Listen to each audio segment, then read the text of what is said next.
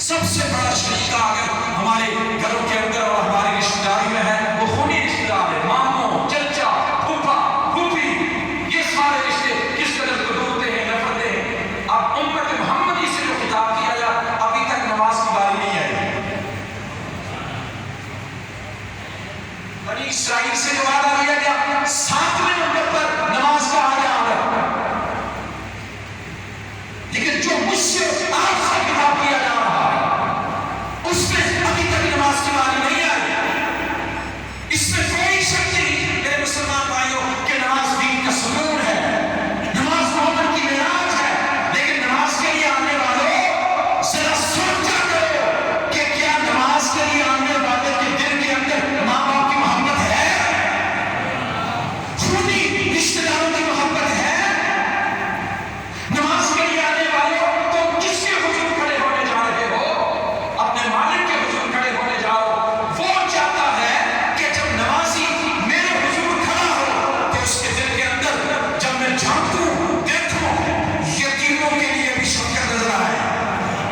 بھوکوں کو کھانا کھلانے کا جذبہ بھی نظر آئے، رفیق سفر کے ساتھ بیٹھنا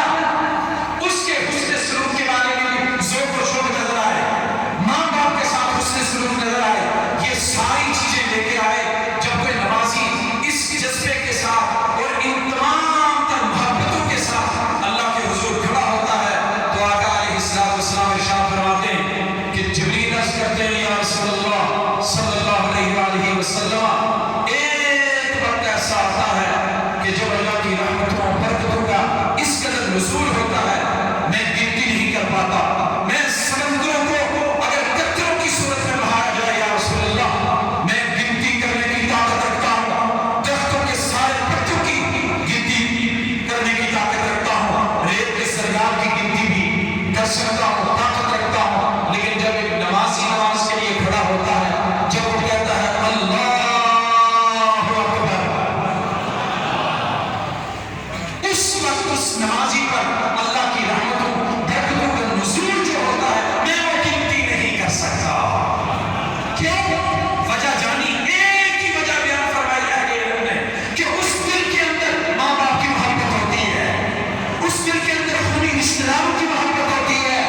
اس دل کے اندر یتیموں کے سروں پہ دست شفقت رکھنے کا جذبہ بھی ہوتا ہے، بھوکوں کو کھانا کھلانے کا جذبہ بھی ہوتا ہے، پھر مسافر لوگوں کے ساتھ ہمگیر جو مسافر لوگ ہیں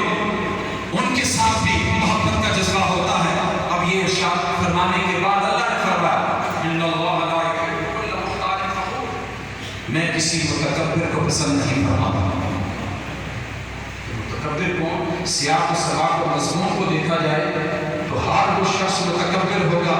جس کے دل ماں باپ کی محبت سے خالی ہے، جس کے دل کے اندر رشتہ داروں کی محبت نہیں ہے، جس کے دل کے اندر مسافروں کی محبت نہیں ہے۔ تو حضور کا ملاد بنانے والے حضور تو یہ ارشاد فرما رہے ہیں کہ جس نے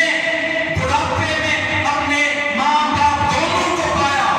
اس شخص کی ناک خاک آلود ہو، اس شخص کی ناک خاک آلود ہو، اس شخص کی ناک خاک آلود ہو۔ عرض کی گئی یا رسول اللہ وہ کون ہے؟ ارشاد فرمایا کہ جس مسلمان نے اپنے ماں باپ دونوں کو بڑھاپے میں پایا یا دونوں میں سے کسی ایک کو ان کی خدمت کر کے جنت میں داخل نہیں ہوا۔ اب ذرا آئیے وابذل القربی خونی رشتہ داروں کے بارے میں ارشاد فرمائیے اور پھر ارشاد فرمایا میرے صحابہ ارشاد فرما دو بتا دو جو یہ چاہتا ہے کہ اس کا رزق کشادہ کر دیا جائے، اس کی عمر بڑھائی دی جائے، اسے چاہیے کہ وہ خونی رشتہ داروں کے ساتھ اس سے سلوک کرے، یتیم کے سر پر دست شفقت رکھنے والا، اس کی پرورش کرنے والا وہ ایسے ہوگا جنت میں جس طرح میرے ساتھ ایسے ہوگا جس طرح یہ دو انگلیاں ہیں۔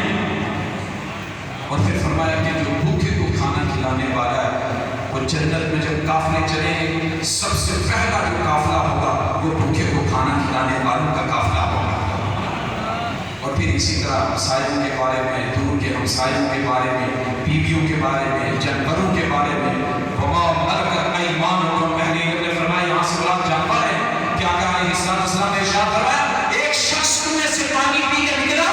وہ دیکھتا کہ کتا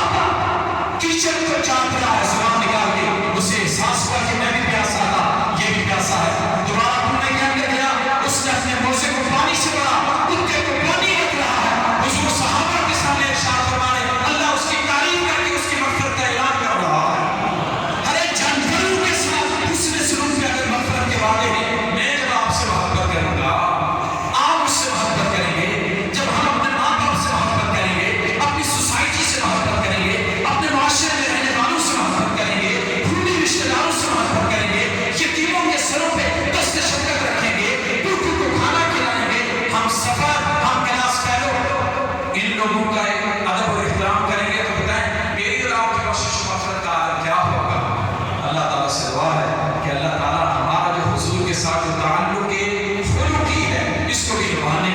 سمجھنے کی، عمل کرنے